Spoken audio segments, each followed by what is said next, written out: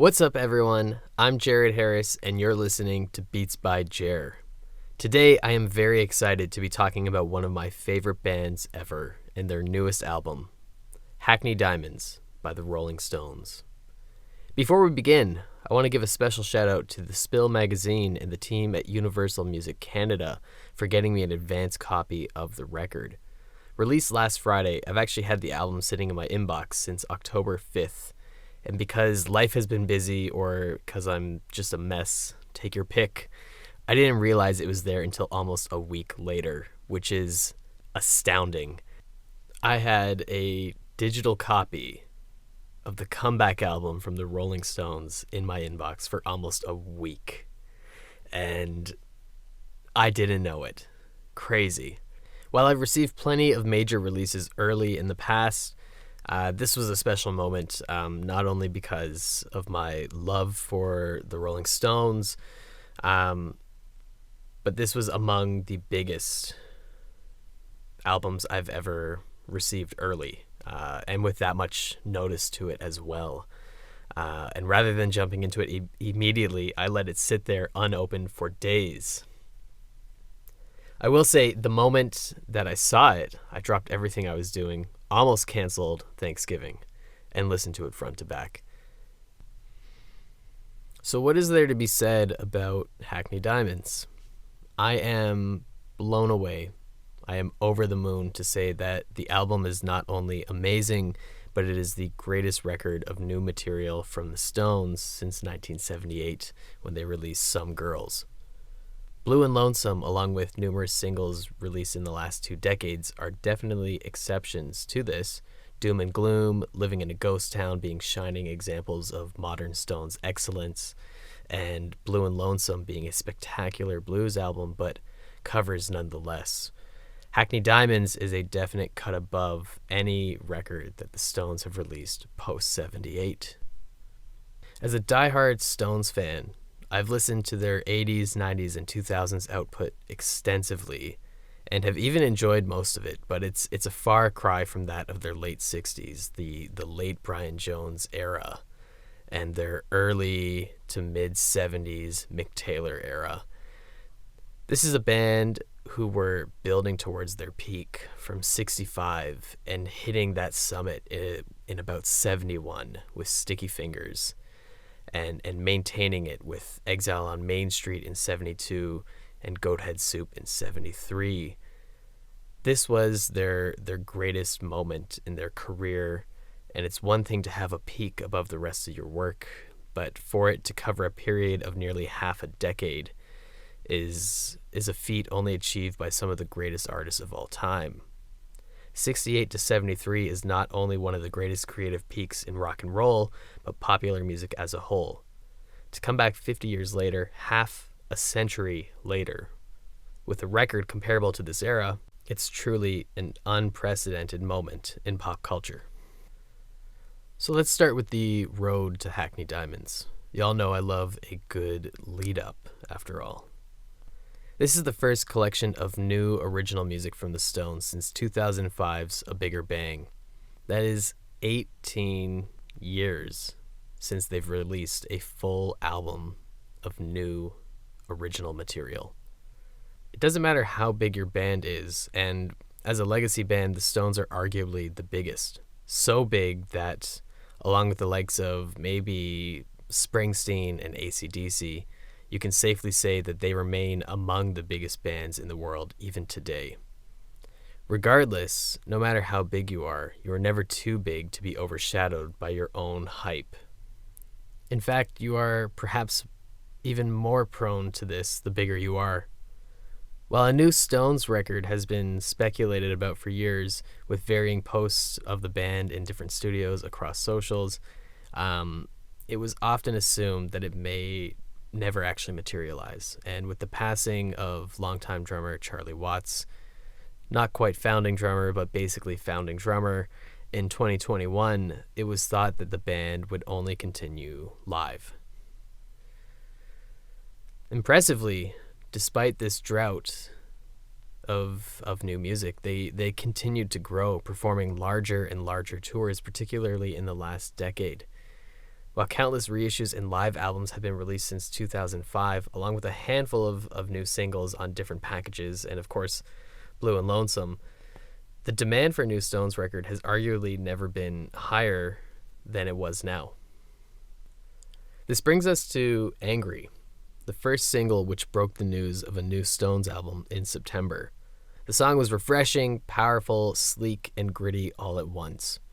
Steve Jordan's drums kick in, and while he's trying to sound like Charlie, Jordan is unmistakable. His style, his groove, his presence behind a kit is so remarkably distinct. For those who don't know, Jordan is renowned for his sense of groove. He doesn't just play in the pocket, he lives there. If you're in the pocket, you're simply visiting Jordan, staying on his driveway, maybe the guest house. You'd be lucky to step inside the main house just for even a second. That's how deep his groove goes. To this date, Jordan remains one of the most renowned session drummers ever. Most notably, of course, being his work with John Mayer on Continuum, but also performing with the likes of the Bee Gees, Beyonce, the Blues Brothers, Booker T and the MGs, J.J. Cale, Eric Clapton, Bootsy Collins, Sheryl Crow, Bob Dylan, Aretha Franklin, Billy Joel, B.B. King, Neil Young. The list is quite extensive, and his connection to the Stones goes back to 1988 when he became the drummer for Keith Richards on all three of his solo records, 1988's Talk Is Cheap, 92's Main Offender, and 2015's Cross-Eyed Heart. Around this time, it was announced that Charlie Watts would appear on this album. However, it was not specified which songs he was featured on. Long before they announced that, I knew that it was Jordan on drums on Angry. From the moment the drums kicked off the song, leaving Mick to follow him by counting in the rest of the band, something which speaks to the live energy of the album. More of that later. I knew it was Jordan. The groove, as much as he's trying to sound like Charlie, the groove is just a little too deep, and the drums are just there's a bit more muscle to them. And it was so distinctive to that of Jordan. The riff is as signature to Keith Richards as the drums are to Jordan. How this late in the game can he still find rhythmic, chordy riffs in open G tuning that feel equally new and nostalgic of the 70s? I'll never know. Angry was a fantastic song. It certainly left me and probably countless others excited for what was to come from this album, something that people may have been skeptical about given the Stones' 80s, 90s, and 2000s output. Angry was a song that should have put those doubts to bed. It was a fantastic song, so true to form, not necessarily breaking the mold, and yet it felt like a knockout punch. What a triumphant return from the Rolling Stones. The music video for Angry is genius, a simple concept, something that is not new in any sense, but is genius nonetheless. The video follows a red Mercedes driving through Los Angeles. Adorning the convertible is actress Sydney Sweeney, singing and dancing along to the song in black leather as the car drives her through LA, passing billboards which capture iconic moments from the Stones' history, with them reprising these moments through archival footage across the Sunset Strip. Relegated to just the moving billboards, the Stones have made Sweeney the star. This is not the first time the band has done this. Despite their age and how we all associate them with 60s and 70s rock, an era long gone from the relevance of modern music, the Stones have made themselves inseparable from pop culture. Part of this can be attributed to their longevity. They are the only band to last as long as they have without breaking up or going on any sort of extended hiatus. And they have remained in demand and among the highest grossing tour acts year after year, even within the last decade. While Mick may shy away from the Stones being called an institution, he says that after all, they're just a band. There is some truth to this idea. While time will always do away with our relevance, they've somehow become more popular as the decades have rolled forward. This is a fascinating case study in cultural relevancy amidst an industry that is constantly changing, something which we can look at in a future episode in much greater detail. I saw the band back in 2019, one of the greatest days of my life, something that my mom still cites to this day. But watching the Stones live in Burles Creek, festival grounds typically used for the Boots and Hearts Music Festival, a 3-day extravaganza. But watching them at this venue, over an hour and a half outside of Toronto, outside of any major city, and they had amassed an audience of over 70,000 people of all generations. To see the Stones is to see a moment in our culture long gone, and it is to witness icons that have defied it all, making their show as much about the music as it is not. It is an event in the truest of forms, and it speaks to the hold that they have on popular culture, on popular music, and this niche of relevancy that they've carved out. Despite their age, despite being a legacy band, it's something truly impressive and something that I'm not all that sure that anyone else really has captured to the same degree as the Rolling Stones. Bringing it back to the music video for Angry, beyond their music, beyond their longevity, this connects to how the band, despite their age, has always had a finger on the pulse of youth culture. They've always had promising openers, from Stevie Wonder to Prince, Aerosmith, Guns N' Roses, Tom Petty, Pearl Jam, the Red Hot Chili Peppers, the biggest rock artists of every generation, sometimes even pop artists, have opened for them at least once or twice. But this is best seen through their music videos. 1997's Anybody's Seen My Baby follows a young Angelina Jolie who, up at that point, had yet to break it big with a major starring role that would give her the dominating presence over Hollywood that her career would go on to develop. Similarly, 2017's Ride 'Em On Down stars Kristen Stewart, and while she had already solidified herself as a major actress by this point, it still demonstrates the Stones' understanding of the power of someone representative of youth culture in a visual context. Their work with Sweeney sees them double down on this idea. The result is, at the time of writing, a music video with over 19 million views, seemingly infinitely more than anything else that they've released ever. This, however, goes beyond getting young people to listen to the song and to watch the music video, buy the album. It's greater than that. The youngest Stone, not including the musicians they work with, but a Stone, a bona fide Stone, Mick, Ronnie, Keith. The youngest Stone is Ronnie Wood at 76 years old. Working with Sweeney is about attaching the band to youth culture, something that is a legacy piece, something that bridges the gap between their classic rock songwriting and the relevance of today's cultural climate. Having kids stream the track is all gravy on top of what is actually achieved. The Stones reach true cultural relevancy with this video and have extended the value of that cultural currency long past their actual lifespans. This is how you become an intergenerational phenomenon.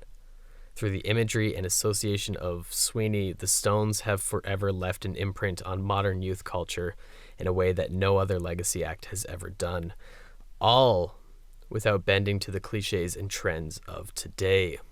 They achieved all this while remaining true to what we know and love about the Rolling Stones. In a sense, the true brand of the Stones is more than their music, their imagery, and even more than the tongue and lips. It is that of timelessness itself. The release of Angry, the partnership with Sweeney, this was all surrounded by a number of additional promotional factors. The band hosted a live stream interview with Jimmy Fallon before premiering the Angry music video. in which through their conversation with Fallon, they shared details on the making of the record. This again, Fallon being Fallon, further kind of connects them to the generation of now, not necessarily youth culture, but to a late night talk show host of today. Since then, they've partnered with Major League Baseball to offer a wide range of team-themed colored vinyl options, in addition to offering their own limited editions of colored records with alternative artwork, one of which a certain podcaster may have pre-ordered in blue. In addition to this, the band has been interviewed by Rolling Stone, the New York Times. Keith Richards was featured not only on Fallon on release day, but also in Guitar Magazine, gracing the cover. And Keith also was interviewed by Howard Stern, further putting a spotlight on the group in some of the most revered musical outlets of our current cultural landscape. Much like other album lead-ups that I've discussed before, this is one that has been thrilling to have been swept up in. It's been so encompassing, news of the band, of interviews, of more details coming forward in the last month and a half, 2 months. It's been such an exciting period to be a fan of the Rolling Stones and to see all they're doing to support this album, to support their craft and their creativity, and to hear the details. It's really been an exciting time. The following single, Sweet Sounds of Heaven, is far less about the imagery. In fact, the song doesn't even have an actual music video. If Angry struck you as too conventional of a song, a traditional, safer approach that returns to their roots, the second single was a masterclass in songwriting, showcasing the band's ability as writers and performers. It doesn't hurt that the track features both Stevie Wonder and Lady Gaga on it. Of course, I am talking about the album cut, which was also released as a single, the full 7.5-minute version, not the abridged, single-friendly 5-minute edit. The full version appears on the album. However, both were released together as a single.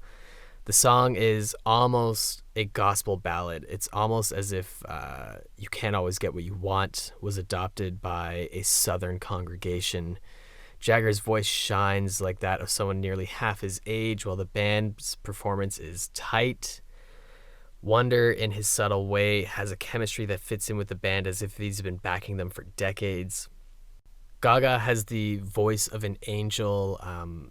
Her duet with Mick Jagger is incredible, and the way she floats between the roles of backup singer and lead, counterpointing to Mick's lead, is just fantastic. It's so effortless, the way she almost steps in and out of the spotlight on this song, and her voice is just so incredible.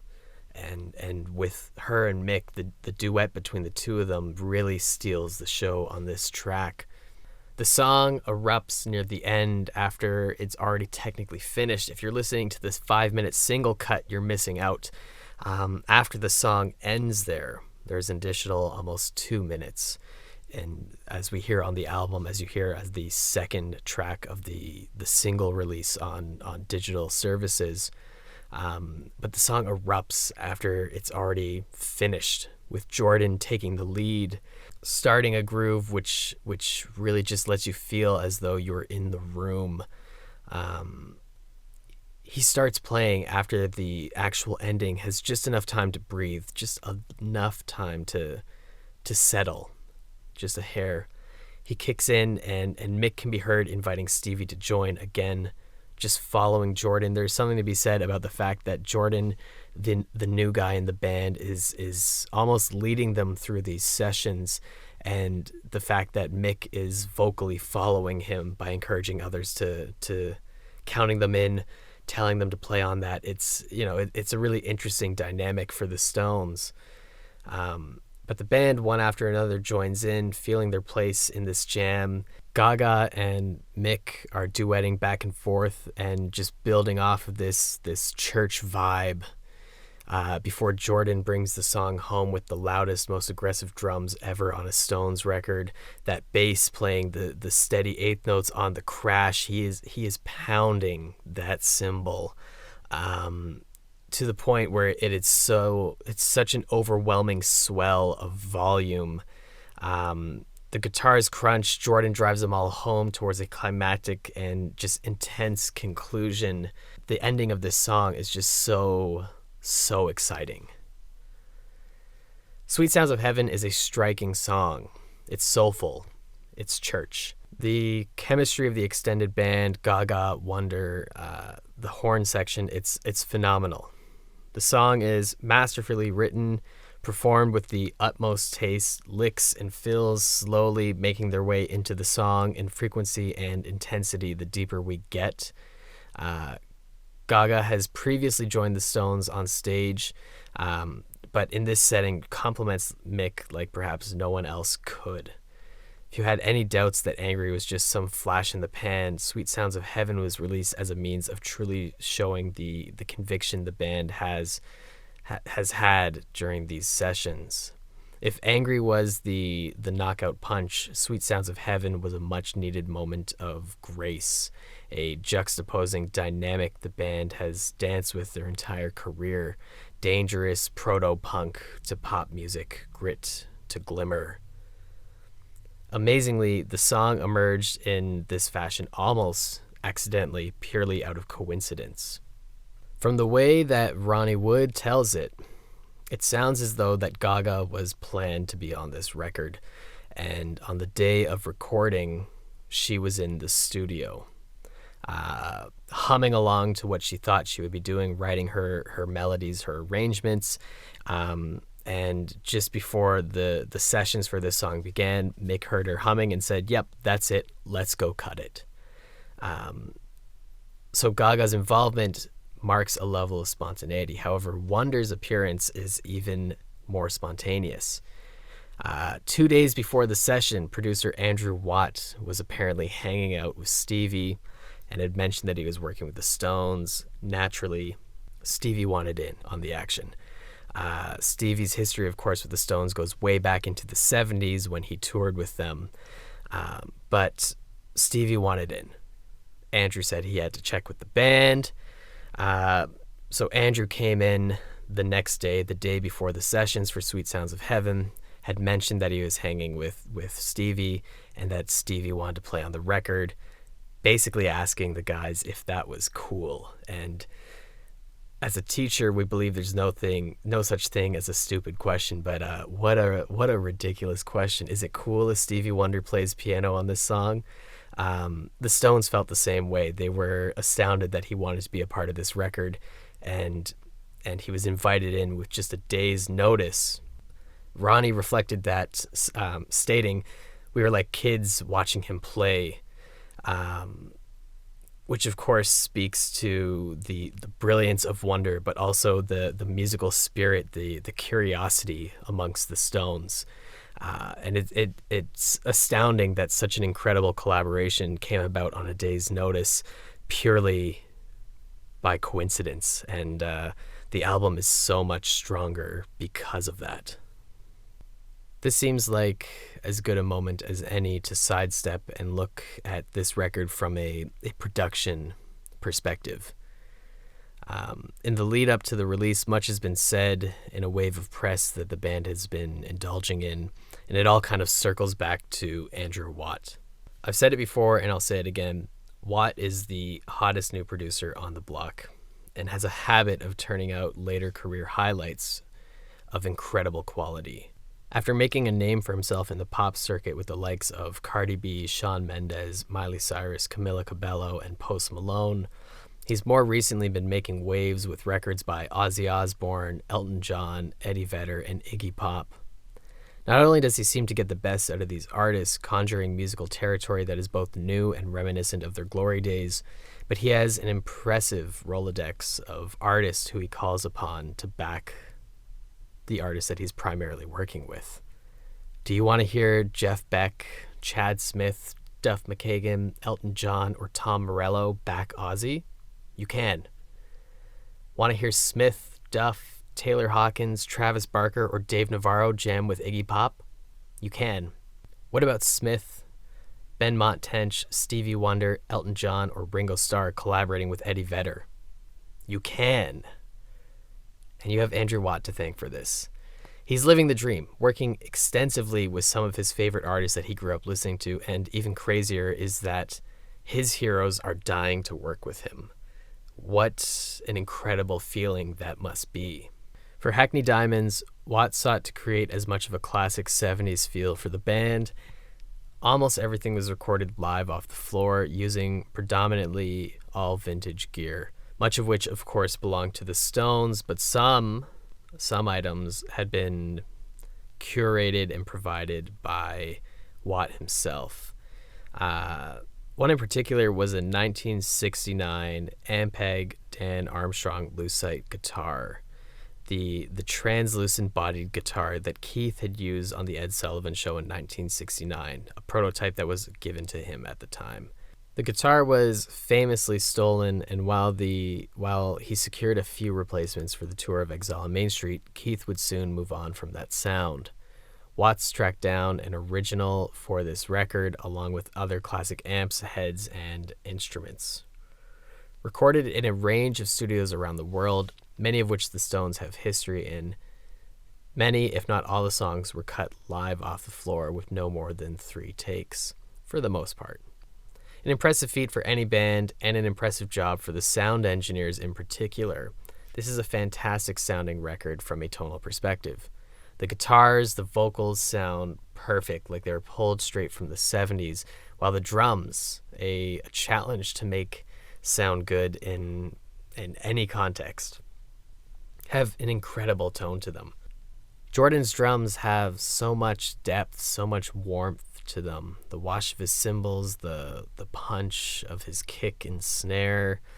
I need a full gear breakdown, song by song, of absolutely everything he was using. But of course, credit to the engineers for doing such a fantastic job, not only making the drums sound fantastic, but doing so in a live context, something twice as challenging, I would assume. The live energy can be heard throughout the album, from Jagger counting in the band over Jordan's drums to the extended jam at the end of Sweet Sounds of Heaven, a moment which feels entirely spontaneous, a musical indulgence simply because Jordan was having a great time and wanted to keep it rolling past the originally planned ending. The Rolling Stones thrive in a context like this, and it's what makes Hackney Diamonds such an exciting musical experience and such a return to form for the band.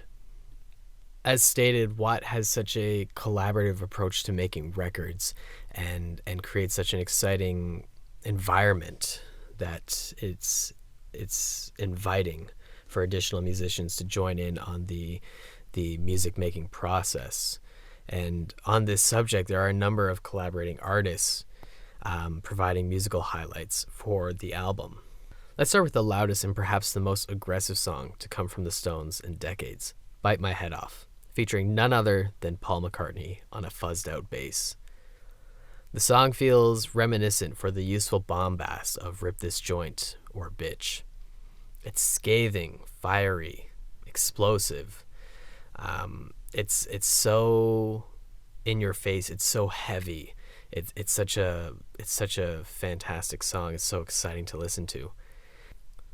There is something to the sound of the Stones that has a connection to punk rock that we often ignore.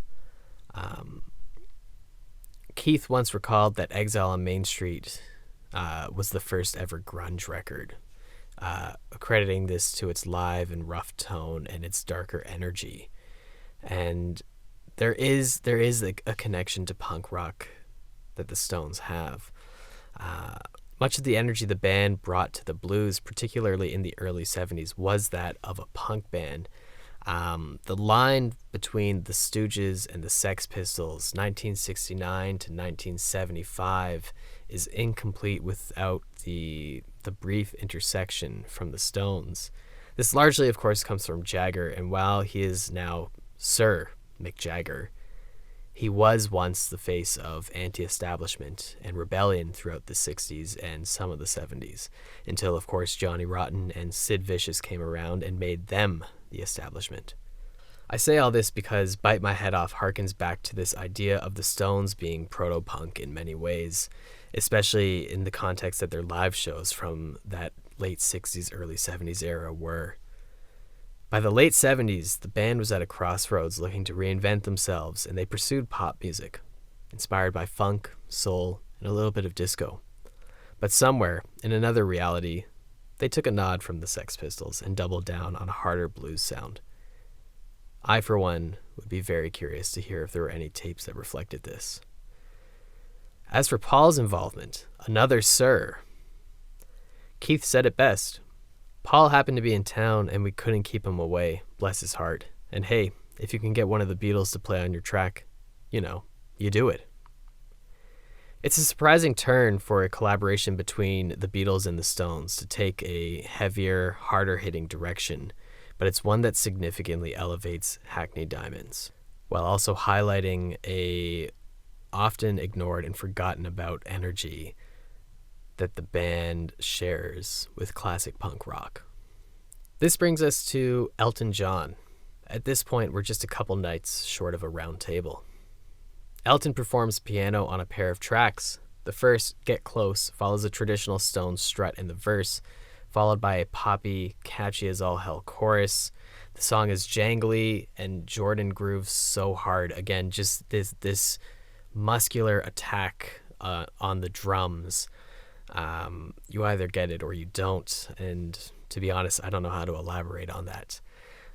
The song also features just another great riff in the same vein as Angry, but just a great chordy, spacious, rhythmic riff from Keith.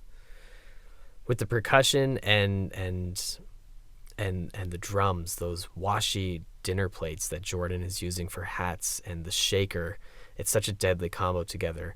But the percussion, the drums, the sax solo, there's a definite old school R&B vibe to the track that makes it feel more than a typical 70s rocker, something that the verses excel in.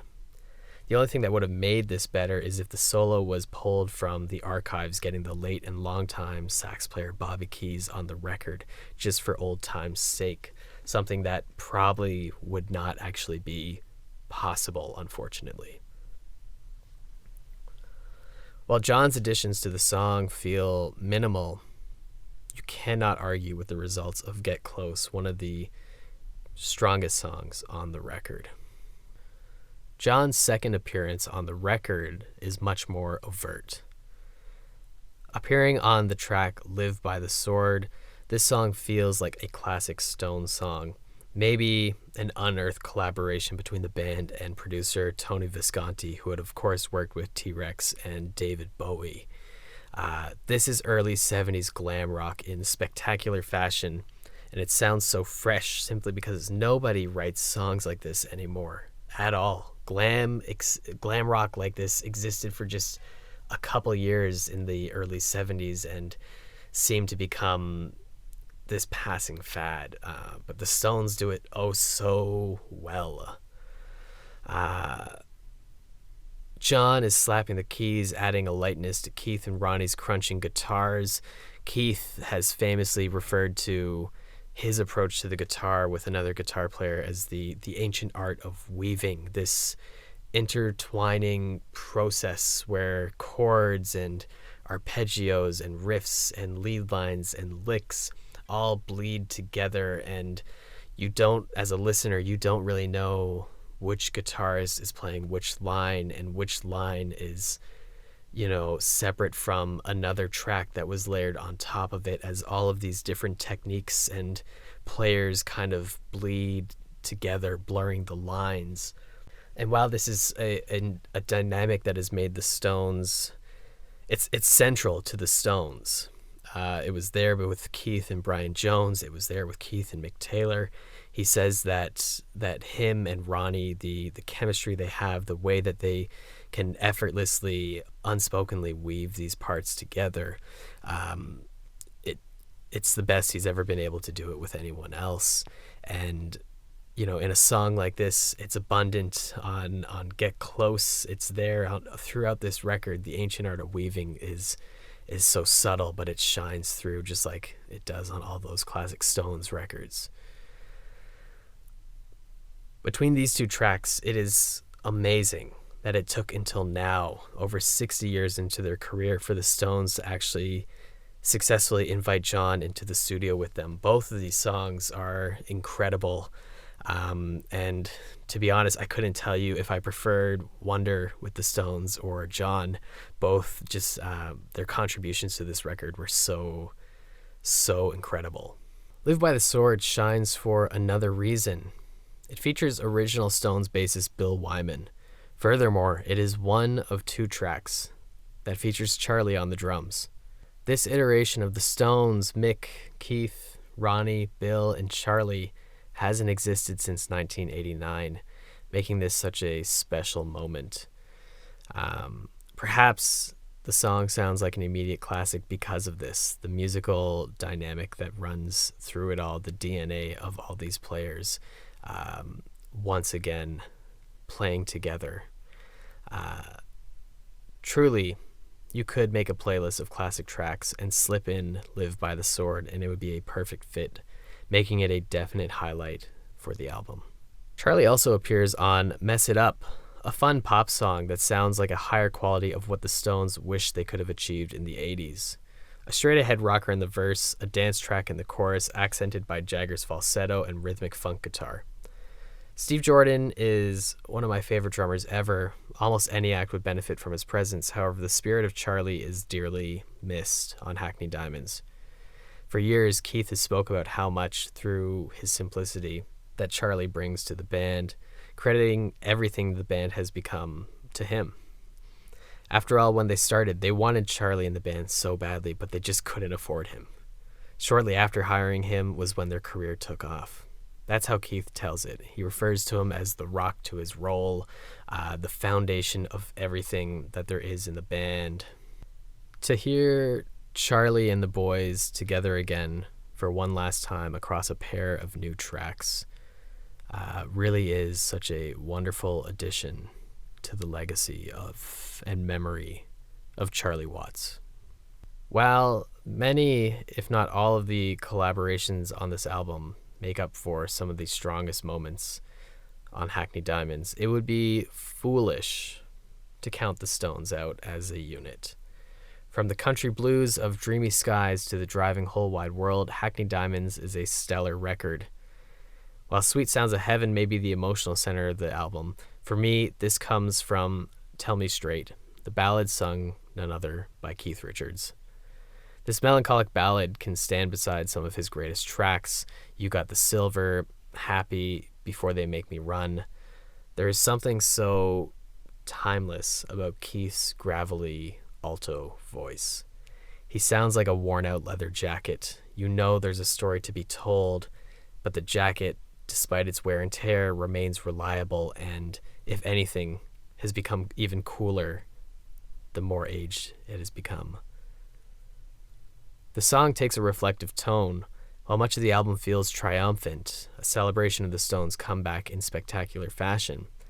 Tell Me Straight is that of an old man looking at his life, and through recognizing that there is more of it in the past than what is to come from the future, ponders how much time he has left. A somber moment of clarity amid a classic rock revival.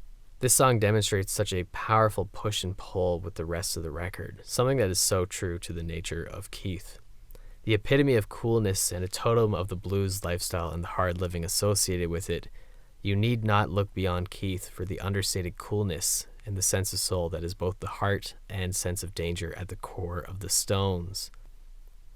As he reflects on his life and legacy, the weight of our own mortality weighs heavy on Tell Me Straight. The album comes to a close with what feels like an epilogue, with just Mick on vocals and harmonica and Keith on a single acoustic guitar.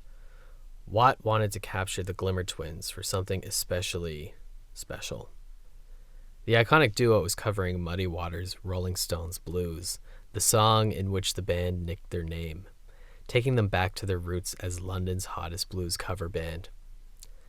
The recording is distinctly different from the rest of the album. It sounds as though there are room mics at a distance to capture the sounds within the context of space, along with a mic far from Keith's guitar and another for Jagger's vocals, but again, kept at a distance. Jagger is belting at moments. You can hear his voice pressing harder, and yet it's not overwhelming. This recording technique gives the song a more intimate feel to it, almost like they didn't actually know that the session was being recorded. Watt reflected, there were 6 takes total. The one that made the record is take 4. And as they went through each take, they moved closer and closer together, closer and closer. The song is stunning. Keith's guitar, a clean acoustic that feels indescribably dirty, is the Robert Johnson guitar, a 1930 Gibson L4. While Mick wails and fills in the space with an accenting harmonica, Rolling Stones Blues sounds like a track pulled from the murkiest depths of the Mississippi Delta. In some respects, this is the song which started it all. And with this cover, Mick and Keith have brought 61 years of music, creativity, and next level rock star shit to a cathartic moment of coming full circle. If there was to be a bookend to their career, then I could not think of anything more poignant, more fitting, more meaningful than Rolling Stone Blues. But this isn't the end. Jagger has exclaimed that he thinks there's more to the band to come after Hackney Diamonds, stating that the next record is already about 3/4 of the way done. Whether that's 3/4 written, 3/4 demoed, or 3/4 recorded is unknown, but nonetheless, exciting news, especially if they continue to work with Watt. As much as I would love to see the band live once more, I wouldn't be upset if they retreated into the studio in the style of the Beatles from 1966 and write and record more albums that could stand alongside that of their late 60s and early 70s output. While this seems unlikely, it would be amazing to see more records like this emerge to make a final era rather than a chapter that closes out their career in legendary fashion. Should this not actually happen, Hackney Diamonds does just this through a single album. What is known, however, is that while 12 songs were released on Hackney Diamonds, Ronnie says that the band actually recorded 23 to 24 tracks. If we only got these tracks released on a follow-up release, I would be happy. These sessions were gold. There is a lesson in creativity and chasing the muse somewhere in here. The last studio album from the Stones was a collection of blues covers, and the last album of original material was from 2005. Why did it take so long for them to deliver Hackney Diamonds? Well, Watt was certainly instrumental. It was the band's songs. It's their writing, it's their performance that makes the album so strong. They spent nearly 20 years not making Hackney Diamonds, and it begs the question, why couldn't they have made records like this in that time? This, of course, is to question the very nature of creativity. The argument could be made that this could not have happened at any other point. Our art is a culmination of our life, our stories, our shared and individual experiences. Sometimes the muse is knocking, and at other moments we are left waiting. It has been said that you can't stop the spirits when they need you. To this line of thought, I say that Hackney Diamonds could have only happened here and now, and that it's a miracle that it turned out the way that it did. Hackney Diamonds is old school slang for the glass of your windshield or that of a break-in. The only trace left after a heist, a smash and grab. The live energy of the album lives up to his name. There is an explosive nature to the album, a breath of life that you wouldn't expect from a bunch of octogenarians. There are certainly times in the past where they have sounded older. Hackney Diamonds is not that time. The band sounds like that of a sprinter's pace, something impressive considering the marathon their career has been since 1962. It's loud, it's in your face, it revels on improvisation and spontaneous creativity. Keith stated, "I've never, ever not had fun recording, but this one had a real urgency and energy. We blitzkrieged that thing." And of course, we are taking that from someone who was actually there during the German bombings of London. Hackney Diamonds is essential to the Rolling Stones canon. Should this be the last we hear from them, then let it be known that the Stones went out with not a whisper, but one of the largest, most bombastic roars of their career, ultimately putting Hackney Diamonds among a collection of the strongest albums the Rolling Stones have ever released in their incredibly legendary career. Next week on Beats by Jer, we look at the 30th anniversary of Nirvana's seminal album, In Utero.